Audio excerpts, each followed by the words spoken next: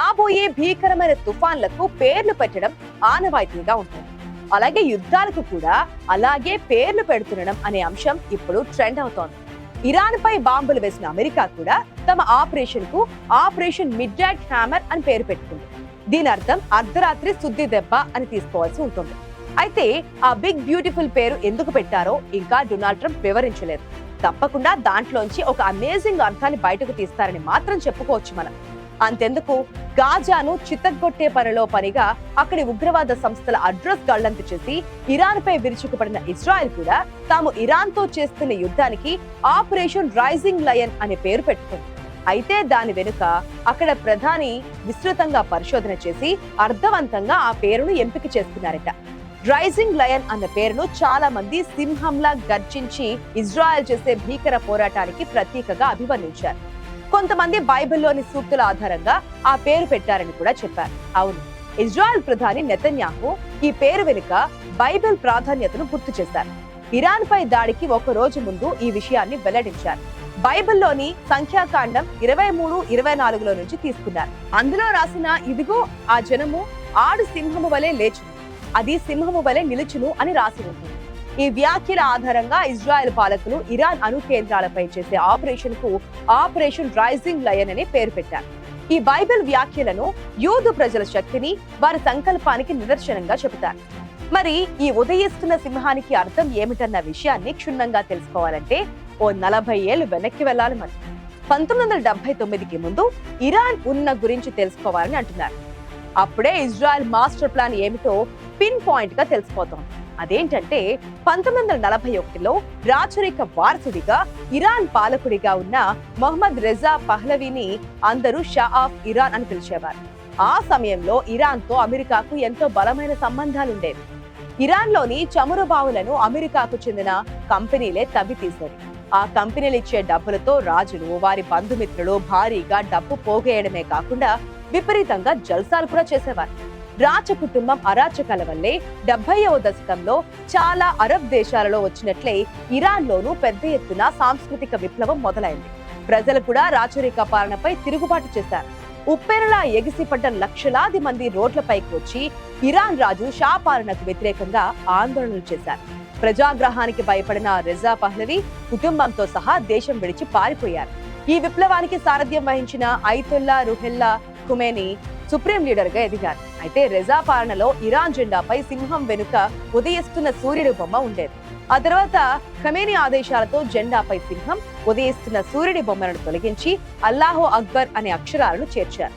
దానిని ఆధారంగా చేసుకుని ఇజ్రాయెల్ తమ యుద్ధానికి ఆ పేరు పెట్టింది. అంటే మళ్ళీ ఆనాటి రాజుల పాలనను తెచ్చేందుకు చేస్తున్న యుద్ధంగా తమను అభివర్ణించుకుంది.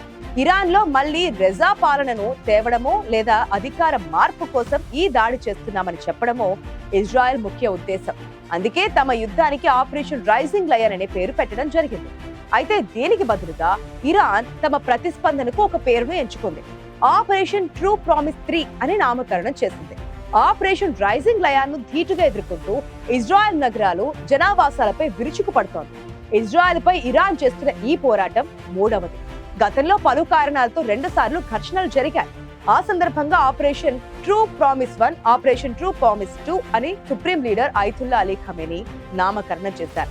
అదే వరుసలో ఇప్పుడు ఇరాన్ ను కఠినంగా శిక్షించేందుకు చేస్తున్న 3వ పోరాటం కాబట్టి ఆపరేషన్ ట్రూ ప్రామిస్ 3 అని పేరు పెట్టారు. అన్నట్లుగానే విచిత్రమైన నిషేధిత బాంబులతో ఇజ్రాయెల్ పై విరుచుకుపడుతోంది ఇరాన్. ఇప్పటికే ప్రధాన నగరం టెల్ అవీవ్ లోని పలు ఆకాశానంటే భవంతులను క్షిపణులతో కూల్చివేసింది. జనం కూడా చనిపోతున్నారు. ఈ దాడిని ఇజ్రాయెల్ కూడా ఊహించలేదు.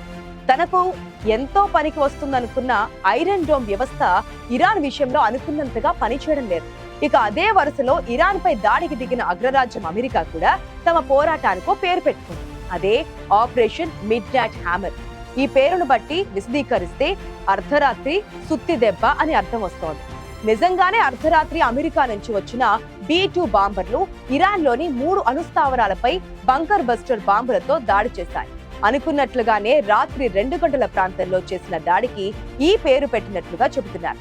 ఇక హ్యామర్ అనే పేరు ఎందుకంటే సుత్తి దెబ్బ అన్నది ఒక పాయింట్ మీద అత్యంత బలంగా ఖచ్చితంగా కొట్టబడుతుంది కాబట్టే దానిని ప్రేరణగా ఇరాన్ అణుస్థావరాలను బంకర్ బ్లస్టర్లతో దెబ్బతీస్తామని అర్థం వచ్చేలా ఆపరేషన్ మిడ్ నైట్ హ్యామర్ అని పేరు పెట్టడం జరిగిందని అమెరికా రక్షణ అధికారులు చెబుతున్నారు. గతంలో జపాన్పై అణుబాంబును వేసినప్పుడు కూడా దానిని కేవలం లిటిల్ బాయ్ అని పేరు పెట్టడం జరిగింది. అది చరిత్రలో మొట్టమొదటిగా ఒక దేశంపై అణుబాంబును ప్రయోగించడం అనే ఘటనకు పేరుగా నిలిచిపోయింది. అది ప్రపంచానికి తీరని విషాదాన్ని చూపించిన ఆపరేషన్ గా చెప్పుకోవచ్చు. అలాగే ఇప్పటి వరకు ఎన్నో వందల ఘర్షణలు, యుద్ధాలు దేశాల మధ్య జరిగాయి. వాటికి కూడా పేర్లు పెట్టడం చేశారు. అవన్నీ ఇక్కడ ఉదాహరించడానికి వీలు కాదు. ముఖ్యమైన వాటిని మాత్రమే తీసుకోవడం జరిగింది. ఆ వరుసలో మన దేశం కూడా తాజాగా పాకిస్తాన్ తో జరిగిన పరిమిత యుద్ధానికి ఆపరేషన్ సింధూర్ అని పేరు పెట్టడం జరిగింది. ఇందులో సింధూర్ అన్న పదం మన దేశ సంస్కృతిని ప్రతిబింబించేలా ఉంటుంది. ఆపరేషన్ సింధూర్ అన్న పేరు భారతీయులందరినీ ఆకర్షించింది. దీని వెనుక కూడా చాలా ఆలోచనలు, ఆవేదనలు ఉన్నాయి. ఆపరేషన్ సింధూర్ పేరును సూచించింది ప్రధాని మోదీ అని అధికారిక వర్గాలు చెప్పాయి. పహల్గాం ఘటనలో మన మహిళలు భర్తలను కోల్పోయారు. ఈ ఘాతకానికి పాల్పడిన వారిని భారత్ ఎక్కడున్నా వదిలిపెట్టదు అనేలా మన ప్రతిస్పందన ఖచ్చితంగా కనిపించాలి అని మోదీ అధికారులకు స్పష్టంగా చెప్పినట్లు సమాచారం. వైస్రాయ్ లోయలో ఉన్న పర్యాటకులను ఉగ్రవాదులు లక్ష్యంగా చేసుకున్న సమయంలో ముఖ్యంగా అక్కడ ఉన్న జంట్లలో పురుషులను వేరు చేశారు. ఆ తర్వాత వారిని మతం అడిగి బట్టలు విప్పించి సరిచూసుకుని మరీ కాల్చి చంపారు. అంతకన్నా అవమానం మరొకటి ఉండదు. ఆ సమయంలో వారి భార్యల హృదయాలు ఎంత వేదనకు గురయ్యాయో ఊహించుకోవడానికి కూడా మనసొప్పదు. అయితే ఉగ్రవాదుల ఘాతుకంలో అప్పటి వరకు 6 రోజుల క్రితమే పెళ్లైన నవవధూవరులు వినయ్ నర్వాల్, హిమాన్షి కూడా ఉన్నారు. భారత నేవీ అధికారి అయిన వినయ్ నర్వాల్ ను ముష్కరులు కాల్చి చంపేశారు.